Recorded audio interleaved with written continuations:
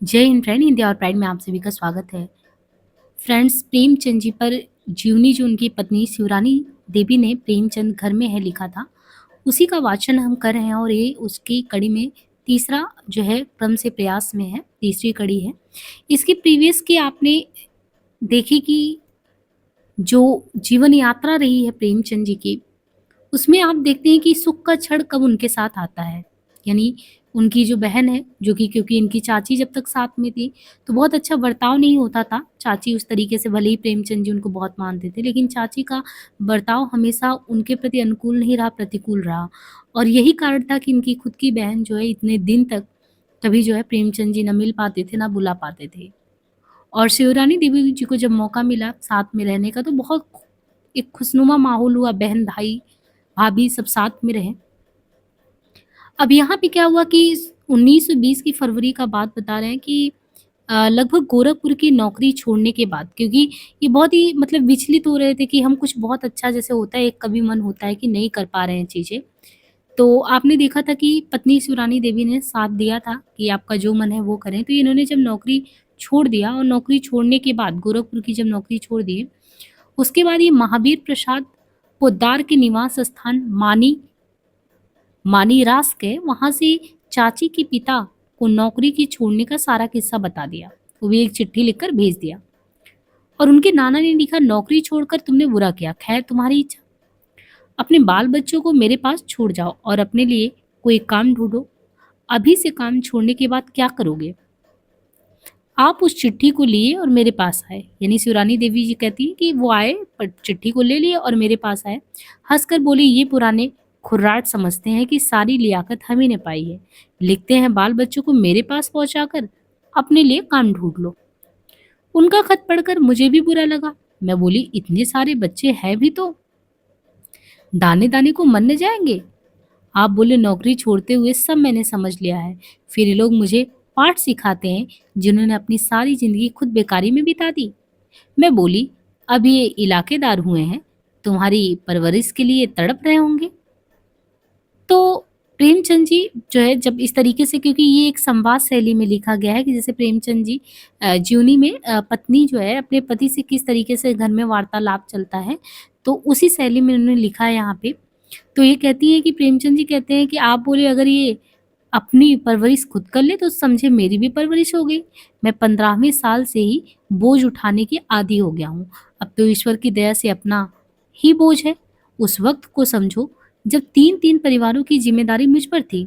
उस समय ये अपना बोझ तक नहीं उठा पाए। मैं बोली, जरूर उठाएंगे, जब कह रहे हैं तो जरूर उठाएंगे। आप बोले, शायद वो घबरा रहे हैं, शायद मैं उनके नाती पर अपना बोझ न डाल दूं। मैं बोली, उनका ये सोचना गलत थोड़े ही है। आप बोले, तुम भी क्या बच्ची किसी बात कर रही हो? जो आदमी दूसरों का बोझ ले सकता है, वो अपने बाल बच्चों का बोझ किसी के सिर क्यों डालेगा? खुदा ना खास्ता अगर ऐसी नौबत आ जाए तो उसे चाहिए कि अपने बच्चों को जहर देकर मार डाले। मैं बोली, वे घबरा उठे हैं जैसे। आप बोले, वे लोग जीवन भर बेहियाई सहते रहे हैं, उनके अंदर स्वाभिमान कभी था ही नहीं। फिर मैंने नौकरी छोड़ी अपने कलम के बल पर। मैंने किसी के आश्रय काम ही नहीं, मैंने हमेशा अपने बाजुओं पर भरोसा रखा। जिन लोगों को मैं समझ चुका हूँ उनसे तो खैर क्या ही उम्मीद करूंगा। मैं बोली, तो फिर हर्जी क्या है? आप बोले, तुम उनके यहाँ रह सकती हो। मैं बोली, मैं जब उन्हें यहाँ रख चुकी हूँ तो उन्हें मुझको अपने यहाँ रखने में क्या इतराज? आप बोले, तुम सरासर झूठ बोल रही हो, क्या सचमुच तुम रह सकती हो? आप भी क्या कहते हैं, जब मुझे औरों के यहाँ ही रहना पड़ता तो मैं नौकरी ही क्यों छुड़वाती? मैं बोली, तो आप बोले, वही तो मैं कहता हूँ। मैं बोली, मैंने यूं ही कह दिया। आप बोले, ये लोग बड़े संकीर्ण विचार के, ये हमेशा किसी ना किसी के सिर का बोझ बनकर ही रहे हैं। ये महावीर प्रसाद कौन थे? महावीर प्रसाद पोद्दार। इस्तीफा देने के बाद ये महावीर प्रसाद पोद्दार अपने गांव में लिवा ले गए इनको, प्रेमचंद जी को, और अपनी बीवी को भी लिखवा, मतलब कि ये जब वहां पे इनको लिवा ले गए तो अपनी बीवी को भी लिवा ले गए, जिससे तबीयत घबराए ना। ऐसे में मालूम होता था कि पोद्दार जी हम सब एक ही हैं। मतलब पोद्दार जी इतने स्वभाव के प्रेमी कि ऐसा लगता कि एक ही हैं। पोद्दार जी ने हमारी काफी सेवा की, उन्हीं की सेवा की वजह वे जल्दी तंदुरुस्त हो गए। 13 मील शहर रोजाना पोद्दार जी जाते थे। 13 मील शहर जो है पोद्दार जी जाते थे, और यहाँ पे अभी तो जो प्रेमचंद जी ये भी ठीक हो गए। अब बाबूजी दरवाजे पर बैठे बैठे चरखे बनवाते और लिखते पढ़ते। 2 महीना रहने के बाद ये तय हुआ कि पोद्दार जी के साझे में शहर में चरखे की दुकान खोल ली जाए और एक मकान वहां लिया गया। उसी जगह 10 करघे लगाए गए। चरखा चलाने वाली कुछ औरतें भी थी। देहात से बनकर चरखे आते थे, वे बेचे भी जाते थे। शाम के वक्त पोद्दार जी और बाबूजी तथा और कुछ मित्रगण बैठकर गप्पे सप्पे करते। एक दिन की बात है, रात को खाना खाकर आप जैसे उठे वैसे ही लाल बादल हुए। मुझसे बोले, तुम लोग भी जल्दी खा लो, मालूम होता आंधी जल्दी आएगी। जैसे ही थाली परोस कर रखा वैसे ही आंधी पानी दोनों आ गए। मैं तो भागकर बच्चों के कमरे में पहुंची, वहीं आप भी पहुंचे। उसी वक्त पत्थर गिरना भी शुरू हो गया। पत्थर पड़ते समय मैं बरामदे में पहुंची और उनकी मेज पर जो कागज लिखे हुए पड़े थे उन्हें समेट कर उनकी चारपाई पर पटक दिया। तब तक पत्थर अंदर भी खपड़ा दिया, यानी आने लगा। तब आप घबरा कर बोले, देखो रानी, बच्चों का सिर फूटा। हम जल्दी में बच्चों के ऊपर एक लिहाफ तान कर दोनों तरफ खड़े हो गए। बच्चों के सिर बचने की उम्मीद तो थी, पर अपने कैसे बचाते। हम दोनों के सिर पर पत्थर लगे। वे बोले, अब अपने सिर कैसे बचाए जाएंगे। मैंने बच्चों को एक तख्ते के नीचे डाल दिया। मैंने उनसे कहा, आप भी चले जाइए, तुम भी इसी के नीचे आओ। नौकर, तू भी चल भीतर। हम पांचों उस तख्त के नीचे पेट के बल लेटे पड़े थे। बिछावन ओढ़न सब भीग गए थे। आप बोले, तुम्हें मौके पर बात सूझ जाती है, लेकिन मुझे नहीं सूझती। क्या बात है, अगर आज ना होती तो एक एक करके सबका सिर अवश्य फूट गया होता। मैं गई, कहाँ मैं जाती। बच्चों को सुलाकर हम बाहर बत्तर देखने आए। देखते हैं तो कमरे के बराबर पत्थर लगा पड़ा है। मेज पर कागज न देख कर बोले, मेरे कागज भी उड़ पड़ गए। मैं नहीं, चारपाई के नीचे सब पड़े हैं, मैंने उन्हें रख दिया था। क्या तुम्हारे बदन में बिजली है? देखते देखते सारा काम कर डाला तुमने। उन्होंने कहा, तुमसे उम्र में भी कम हूँ, जवान हूँ, क्यों ना जल्दी कर डालूं। ठीक है, दो में कोई तो भला ऐसा रहे। मैं नहीं, मैं ऐसा अच्छा रहने से दर गुजरी, देखने वालों को भी तो भद्दा लगे। तुम खुद अपने लिए होती तो भद्दा लगता, ये सब तो मेरे लिए करती हो। तो ऐसी ना होती तो मैं जिंदा भी नहीं रह सकता। मतलब एक तरीके से देखिए, ये पति पत्नी का प्रेम और एक तरीके से प्रेमचंद जी के प्रति जो एक घर के प्रति जो जिम्मेदारी है, तो यहाँ पे देवरानी दीपक का वो भाव नजर आता है। और फिर कहती है कि जो लेख इनका था, धुन्नू ने लेख फाड़ डाला। एक बार की बात है, धुन्नू छोटा था, बेटा इनका। अब एक लेख लिख के लेके आते हैं और मेज पर ये रख देते हैं। अब धुन्नू ने जाकर उस लेख को फाड़ डाला। कलम दावात लेकर दूसरे कागज पर कुछ खुद लिखने लगे। जब आपने कमरे के अंदर जाकर ये हरकत देखी तो क्रोध में आकर एक चपत लगा दी बेटे को और डांटा, भागो यहाँ से, नहीं तो और भी पीटूंगा। धुन्नू की चीख मेरे कानों में पड़ी। मैंने उनकी बहन से कहा, जीजी जरा देखिए तो, क्या धुन्नू पर मार पड़ रही है क्या। वो दौड़ी हुई गई, बच्चे की गोद में उठाकर बोली, क्या बच्चे को मार दिया? तुम देखो तो, मेरा लेख इसने फाड़ डाला। आज इसे मैं भेजने वाला था, दुष्ट ने फाड़ डाला। अब क्या अपना सिर भेजूं? बच्चा ही तो है, समझ कर थोड़ी ही किया। तुम भी तो कम शैतान नहीं थे, इनकी दीदी बोली। मैं लोग मैं लेख थोड़ी ही फाड़ता था। तब लेख लिखता ही कौन था जो फाड़ेगा? रामू के कान तो तुम्ही ने काटे थे ना। अब इनको बचपन का वो प्रसंग याद दिलाई इनकी बहन कि रामू के कान किसने काटे थे? तुम्ही ने काटा था। वह लेख कान से भी महंगा था। आप चुप रहे। बहन बड़बड़ाती हुई, नासमझ बच्चे पर इतनी मार। जीजी उसे गोद में लेकर अंदर आई, बोली, इन्हें क्रोध बहुत आने लगी है। फिर मैं उनसे बनारस आने को कहने लगी। बोले, वहां जाकर क्या करोगी? यही रहने से क्या होगा? वहां पर बैठिए और अपना काम कीजिए। मैं काम तो यहाँ भी करता ही हूँ, फिर भी यहाँ रहना ठीक नहीं। वहां की आबो हवा में आपके अनुकूल पड़ेगी। अच्छा है, 2-3 रोज में चला जाए, उसके बाद हम लोग लम्हे आए। लमही यानी इनका जो गांव था। लमही कानपुर बनारस जो है, लमही बनारस आने के बाद जो है प्रतिमास पर 2 लेख या 2 कहानी नियम से लिख लेते थे। लिखते तो और जगह के लिए भी थे, पर यह मुश्किल था। सुबह उठना, पखाना जाना, फिर हाथ मुंह धोकर कुछ नाश्ता करना, फिर अपने रोज के काम पर लग जाना, फिर 12 बजे काम से उठकर नहाना खाना, उसके बाद 1 घंटे आराम करना, फिर उसी तपते हुए मकान के नीचे 2 बजे से लिखने पढ़ने में लग जाना, फिर कुछ नाश्ता करके बच्चों को लेते और दरवाजे पर बैठकर गांव वालों से बात करना। ये एक इनका जो है दिनचर्या था। एक दिन क्या हुआ कि चरखा बनवाने के लिए जो एक जमींदार साहब थे, उनके पास ये एक लकड़ी मांगने गए। बोले, मुझे आप लकड़ी दीजिए, मैं उनकी बनवाई दूं और चरखे देहात में बांटा जाए, जिससे गरीब भाइयों में चरखे का प्रचार भी बढ़े। जमींदार को ये बात अच्छी लगी और वे देने पर राजी भी हो गए। गांव भर के आदमियों को इकट्ठा करके अपने साथ लकड़ी लदवा लाए। 1 महीने तक तो 2 बढ़ई दरवाजे पर चरखे बनाते रहे। उसके बाद सब लोगों को एक एक चरखा मुफ्त बांट दिया गया। चरखे के लिए स्नेह किस तरह की हो, किस तरह वे चलाएं, कैसा सूत हो, इन सब बातों की जानकारी वे लोगों को कराने लगी। इसी तरह 2 महीना बीता। एक दिन की बात है, वे जब खाना खाने बैठे थे तो मैं तत्काल अपने हाथों उन्हें गरम गरम रोटियां पका कर दे ही रही थी। जब आप खाना खाने बैठे तो घी ना धरा था। मुझसे पूछा, क्या दाल में घी नहीं पड़ा? मैंने कहा, घर में हो तब ना। उसी समय उन्होंने अपनी चाची को बुलाया और पूछा, घी क्यों नहीं रहा? चाची बोली, एक दिन बिना घी के नहीं खा सकते क्या? कभी भी घी, कभी तरकारी, कभी दाल, इस तरह तो एक ना एक चलता ही रहेगा, आखिर है क्यों नहीं? नहीं रहा। उसी समय झल्ला कर थाली पर से उठ गए। सबों ने खाना खाया, मैं तो दोबारा चौके में ही नहीं जा पाई। मुझे ये चिंता परेशान करने लगी कि आखिर और ये क्या खाएंगे, क्या वैसे ही रहेंगे? मैंने तुरंत 8 आने का घी गांव में से मंगवाया और मूंग की दाल धूप में बैठकर मैंने खुद पीसी, मुंगौड़े और हलवा बनवाया। जब ये तैयार हो गया तो उनके पास डरते डरते ले गई। बोले, इस समय कुछ ना खाऊंगा, उन्होंने कहा। मैंने कहा, बड़ी मेहनत से और अभी मैंने तैयार किया और मैंने भी अभी तक कुछ नहीं खाया है। मेरी यह धमकी सफल हुई और उन्होंने मतलब कि वो खाना खाने के लिए झुक गए। तब से मैं बराबर सामान मंगवा कर रखने लगी। आप बोले, अब यहाँ ज्यादा रहना अच्छा नहीं है। उसके दूसरे दिन मेरे पिता के मरने की खबर आ गई। 3 दिन बाद मुझे लेकर वे इलाहाबाद गए और वहाँ 7-8 रोज रहे। उसके बाद आप कानपुर चले गए। वहाँ मारवाड़ी विद्यालय में हेडमास्टरी खाली थी। उसके मैनेजर श्री काशीनाथ थे। वे गणेश शंकर विद्यार्थी के मित्रों में थे। उन्होंने ये तो तय किया कि इस काम को आप स्वीकार कीजिए, आपके आने से रंग आ जाएगा। आपने उसे कबूल भी कर लिया। यह जून जो है, बताते हैं लगभग 1921 की बात है आसपास उसके। ये तय हुआ कि जुलाई से आप काम करने लग जाएंगे। इसके बाद आप इलाहाबाद आ गए। मुझसे बोले, मैं अपने लिए जगह ठीक कराया हूँ, आओ हम तुम बनारस एक बार फिर हो आते हैं। फिर 1 महीने तक उसी तरह चलता रहा। 5वीं जुलाई को हम कानपुर आने की तैयारी में लगे। उन दिनों बन्नू पेट में था, यानी इनका जो बच्चा बन्नू था वो पेट में था। चाची बोली, इन्हें छोड़ जाओ। आप बोले, इन्हें तो मैं नहीं छोड़ूंगा, इनकी तबीयत अच्छी नहीं है, क्या मालूम क्या हो जाए, मुझे तो जीवन भर पछताना पड़ेगा। चाची बोली, होने को तो तुम रोक नहीं पाओगे, मेरे सामने होने से मुझे पछतावा तो नहीं रहेगा। चाची बोली, तब तुम मुझे बुलाओगे, मुझे आना पड़ेगा, ये तो आपकी मर्जी पर है। हम 5वीं तारीख को दोनों बच्चों के लिए कानपुर, मतलब बच्चों को लेके कानपुर पहुंचे। कानपुर जाने के बाद मेरी तबीयत फिर खराब हो गई।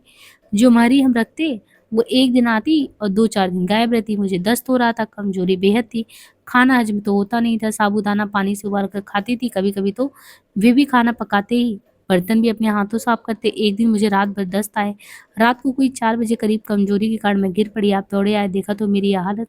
मुझे उठाकर चारपाई पर रखा, मैं बेहोश थी। जब मुझे होश हुआ तो आंखों में आंसू भरकर बोली, तुम्हारी जब ये हालत थी तो मुझे क्यों ना जगाया? उन्होंने शिवरानी जी ने कहा, आपको क्यों तकलीफ देती? तो तुम मर जाने पर अपनी लाश ही दिखाना चाहती थी। मैंने बोला, मरने का क्या संदेशा? कमजोरी थी, गिर पड़ी, मरना कैसे होता, बेहोश होती थी। हाँ, कभी मरी तो नहीं हूँ कि मरना बताऊं? तुम्हें हर समय मजाक ही सूझता है। अरे अब तो ठीक ही हूँ ना। उसी के 1.5 महीने बाद बन्नू पैदा हुआ, इनका जो लड़का था बन्नू। उनकी चाची आई तो मेरे पास जरूर आई, पर बन्नू के पैदा होने के 20 दिन बाद वापस चली गई। अभी कानपुर का प्रसंग बताती हैं कि एक दिन एक महाशय मेरे यहाँ आए और बोले कि रेल में मेरा कोट कोई चुरा ले गया, उसी में भी रुपए थे। मैं अपनी बीवी और बच्चों को लेने ससुराल जा रहा था, मुझे कुछ रुपए चाहिए, नहीं तो मैं जा ही नहीं पाऊंगा। 2 रोज तक वे रहे। मुझसे आप बोले, इनको 15 चाहिए, दे दो। मैंने कहा, रुपए हैं कहाँ? फीस ही के तो रुपए हैं। आप बोले, किसी तरह भी सही दे दो, मेरा बड़ा नुकसान हो रहा है। मैंने कहा, अगर वक्त पर रुपए ना आए तो? इन्होंने कहा, पहले उसे दे दो, पीछे देखते हैं, समझ लेंगे। मैंने उन्हें 15 तो दे दिए, वे लेकर विदा हो गए। 5-6 रोज के बाद फिर वे अपनी बीवी बच्चों को लेकर पहुंचे। फिर 3 रोज रहे, उनसे दोबारा 20 मांगे। वे मेरे पास डरते हुए आए, बोले कि वे 20 फिर मांग रहे हैं, मैं क्या करूं? इन्होंने कहा, शिवरानी जी, मुझे तो तुमने परेशान कर डाला, इतने रुपए है कहाँ? दूसरों के रुपए अगर समय पर ना आए तो मेरे पास रुपए नहीं है। रुपए नहीं है तो इतने आदमियों को खिलाओ या जवाब दो। जवाब तो आप ही को दे देना चाहिए था। आप बोले, ना दोगी तो पलेंगे नहीं ना, 4-4 आदमियों को पकाकर खिलाना भी मुश्किल पड़ जाएगा। कह रहे हैं कि फौरन रुपए भेज दूंगा। मैंने फिर 15 दे दिए। उसने 4-5 दिन में देने का वादा किया था। जब वादे की तारीख खत्म हुई तो मैंने पूछा, रुपए आए? तब आप बोले, रुपए तो नहीं आए। खैर, जब फीस देनी हुई तो मैंने घर से रुपए मिलाकर पूरे कर दिए। 15-20 दिनों के बाद एक दिन मैंने कहा, आप एक खत तो भेज दीजिए। तो आप बोले, बिना तुम्हारे कहे मैंने 2 खत भेज दिए हैं, यानी जिनको इन्होंने पैसे दिए थे। और फिर शिवरानी जी ने कहा, अब आज प्रतिज्ञा कर लीजिए कि उधार की नीयत से किसी को कुछ नहीं देंगे। तब इन्होंने कहा, ठीक है, तुम जैसा कहो वैसा ही करो, जो मांगने आएगा उसे देना तो पड़ेगा ही। अब देखिए इन्होंने कहा, प्रेमचंद जी ने कहा, तुम जैसा कहो वैसा ही करो, लेकिन जो मांगने आएगा उसे तो देना पड़ेगा ही ना। तो शिवरानी जी कहती हैं कि तुमको उलझन नहीं होती, तुम तो समझते हो संदूक में रखने से 10 हो जाता है, यानी 1 रुपए रखोगे तो 10 हो जाएगा। तुम भी तो चुपके से निकाल कर दे देती हो ना, रहते नहीं तो कैसे देती हो।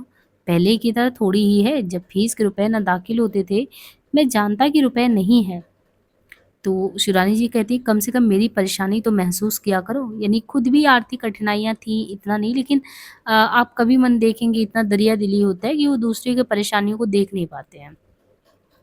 कहते हैं कि अरे भाई क्या करूँ, तुम अपनी तबीयत का दोष क्यों नहीं देती, लोग रुपए रखे रहते हैं लेकिन देते ही नहीं है।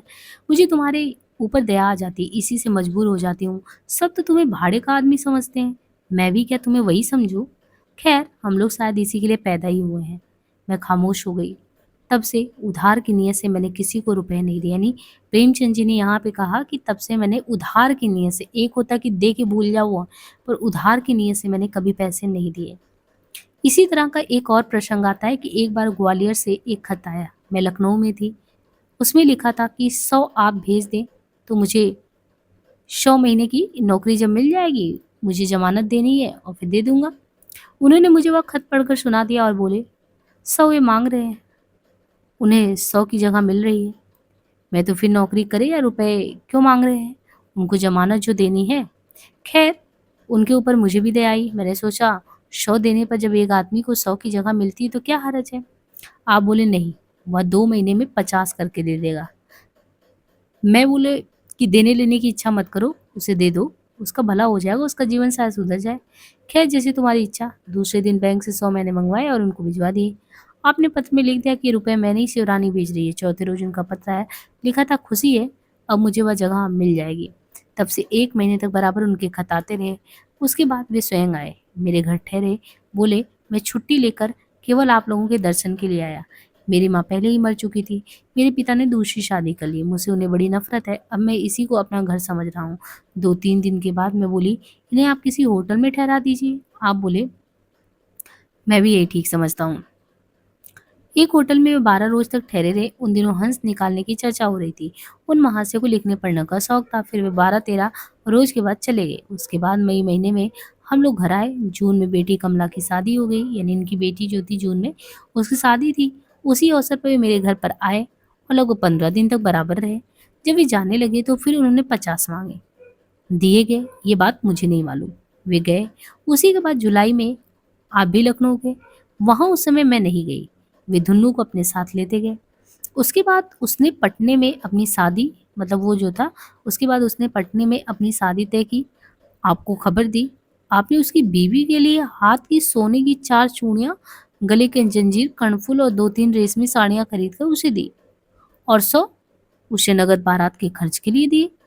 खुद देने पटने तक गए। मतलब आप देख सकते हैं इस तरीके से जो है, अब ऐसा हैरान कर देने वाला प्रसंग है कि मतलब वो बंदा लेके पैसे रिटर्न नहीं किया है, लेकिन इन्होंने, वो क्योंकि शादी तय कर लिया और शादी तय हुआ है, तो शिवरानी देवी जी भी हैरान है कि जो है प्रेमचंद जी कितने खुले उससे दान करें, जैसे बहुत ज़्यादा पैसा है इनके पास।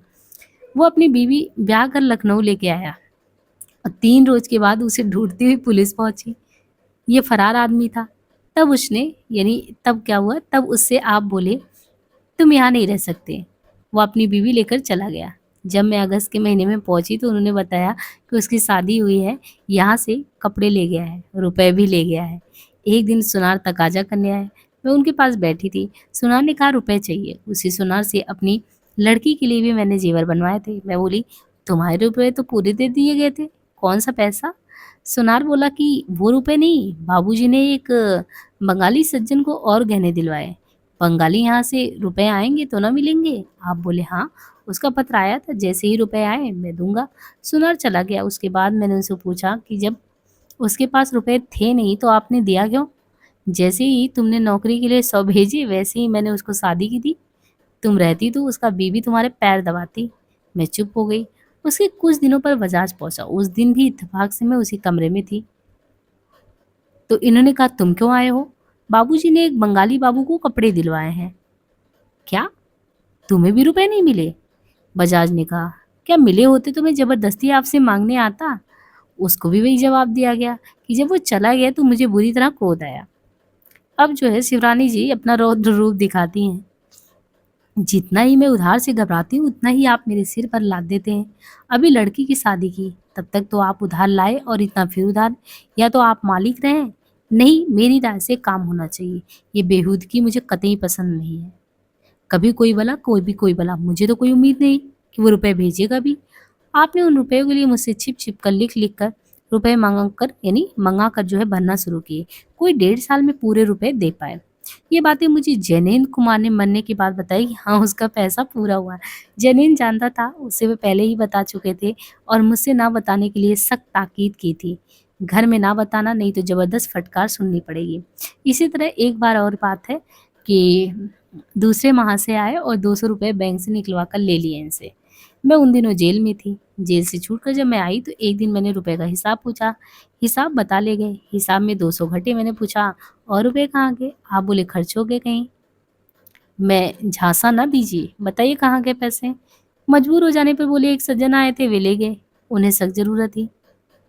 मैंने कहा, सभी को जरूरत का तुमने ही ठेका ले लिया है क्या? इन्होंने कहा, क्या करूं, जानबूझकर थोड़ी ही बेपते में आता है कोई। नहीं रहता होगा तो ही आते हैं। मैंने कहा, आप तभी अच्छे थे। आपको तब टके टके की पड़ी रहती थी। कोई किसी की किस्मत नहीं बना सकता। आप फिर उसी हालत में रहना चाहते हैं।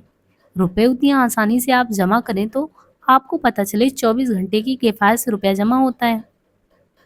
इन्होंने कहा, रानी तुम अपने नाम जैसा, मतलब उन्होंने कहा कि रानी तुम अपने नाम जमा रखो। ना रहे बॉस, ना बजेगी बांसुरी। मालूम होता है मुझे रुपया जमा करने का सख्त है। इस तरह चुपके से जो रुपए रख लेती है वह आदत सचमुच बड़ी अच्छी है। इन्होंने कहा, मैं जमा करती हूँ तुम्हारे लोगों के लिए। चाहती हूँ कि तुम लोगों को फिक्र ना हो। तुम्हें जिससे मालूम हो कि तुम्हारे रुपए जमा है, मैं देख चुकी हूँ कि तुम पहले हमेशा परेशान रहते थे। तुम्हारी चिंता मैं कम करना चाहती थी।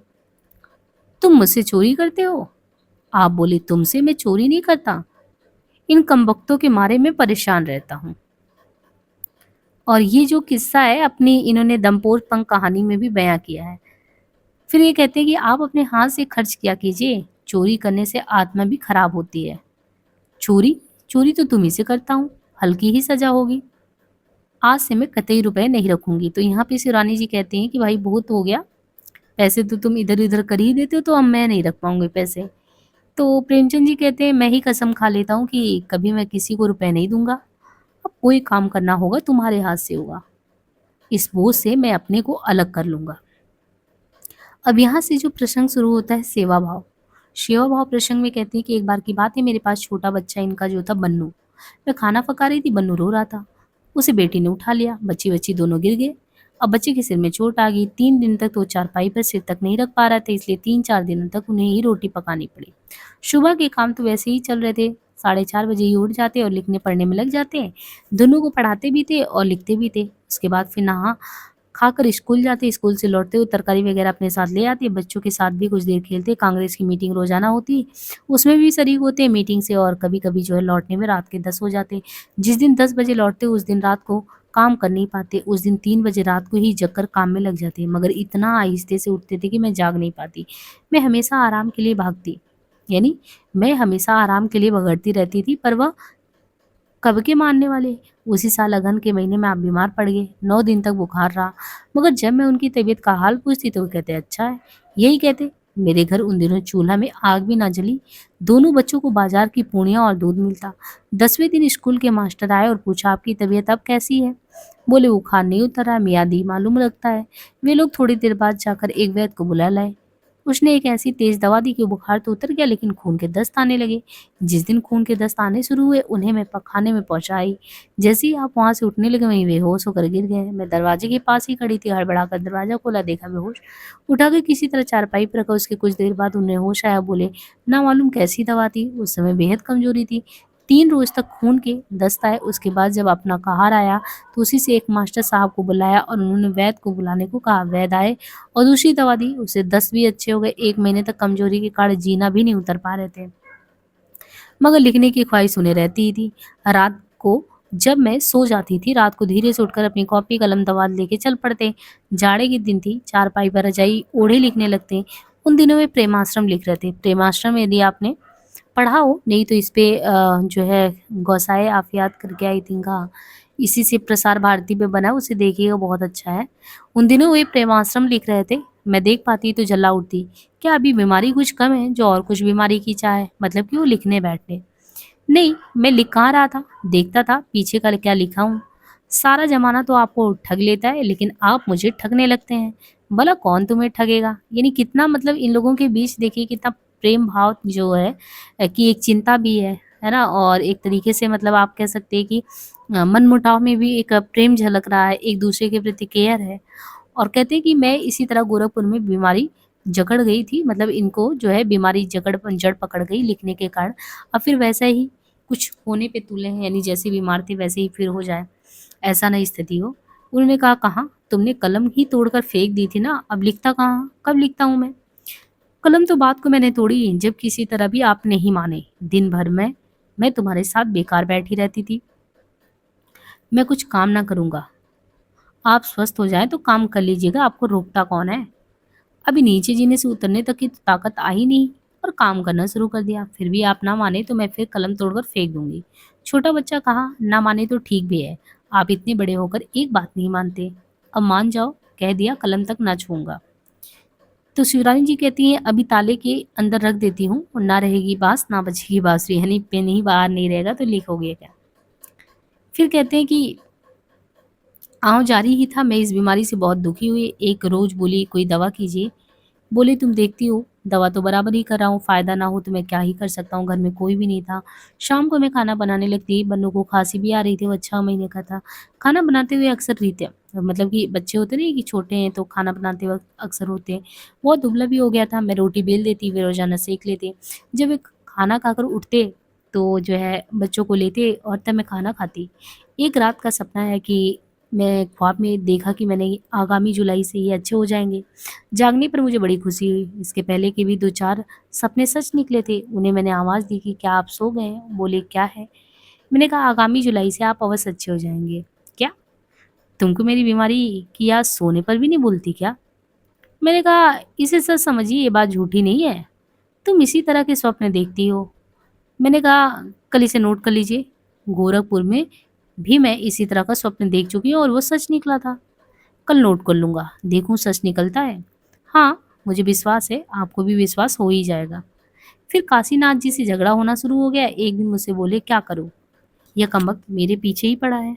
मैं तो क्या, आप उसकी सहते रहेंगे, हटाइए ना, इस्तीफा देकर घर चलिए। घर भी तो वही बात, रुपए तो कहीं से आने चाहिए। मैंने कहा, सरकारी नौकरी से इस्तीफा देते समय मारवाड़ी विद्यालय का प्रश्न था ही नहीं। रानी, यह हिंदुस्तान है, कलम के बल पर रोटियां चलाना बहुत ही मुश्किल है। देखिए कितनी बड़ी बात है कि कलम के बल पर रोटियां चलाना जो है बहुत मुश्किल है। मैं तो क्या, कम में ही निर्वाह कर लेंगे। जब वो नहीं चाहता तो खुद कहाँ तक सहा जाए। तुम्हारी राय यही है कि छोड़ दूं? जरूर छोड़िए, जरूरतों का गुलाम होना ठीक नहीं है। इन्होंने कहा कि जरूरतों का गुलाम होना ठीक नहीं। उस समय काशी से जो है, काशी से मर्यादा नाम की एक पत्रिका निकलती थी। उसके संपादक कौन थे? बाबू संपूर्णानंद। बाबू संपूर्णानंद, उसी दिन पत्र उनका आया कि आप आकर संपादन कीजिए और आपको 150 वेतन मिलेंगे। उसके बाद इस्तीफा उन्होंने दे दिया।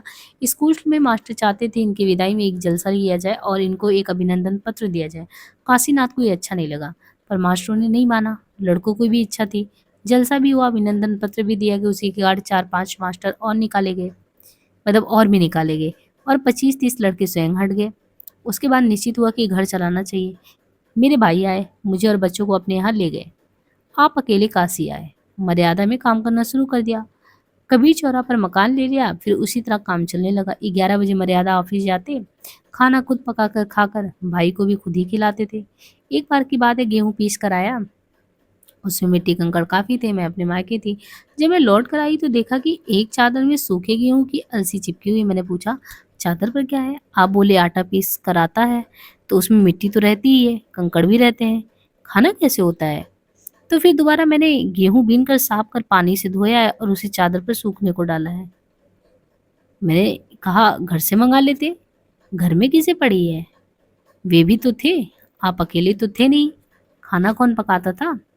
मैं खुद ही। यानी इनकी चाची का जो भाई था वो भी तो मतलब चाची अपने साथ आई थी मायके से, भाई को लेके आई थी और भाई को इनके हवाले कर दी थी। तो वही कहे कि खाना कौन पकाता था? तो इन्होंने कहा मैं खुद ही। ठीक है, काम भी करो, सबको खाना भी खिलाओ, तुम तो अपने घर बैठो, मैं अकेला क्या करता? मुझ में इतनी बर्दाश्त करने की शक्ति नहीं है, मैं क्या करूँ? अब तो उनका लड़का सौ पाता है, अब उनका मिजाज कैसे मिलेगा? यानी चाची का लड़का कमाते हैं तो क्या किसी को दे देते हैं। इसी तरह 1.5 साल मर्यादा में रहे, फिर विद्यापीठ में हिस्टमास्टरी पर नियुक्त हुए, वहाँ पे 135 और रोजाना भैदनी से 1 से जाना। उसी जुलाई से उनको दस्त आना बंद हो गया।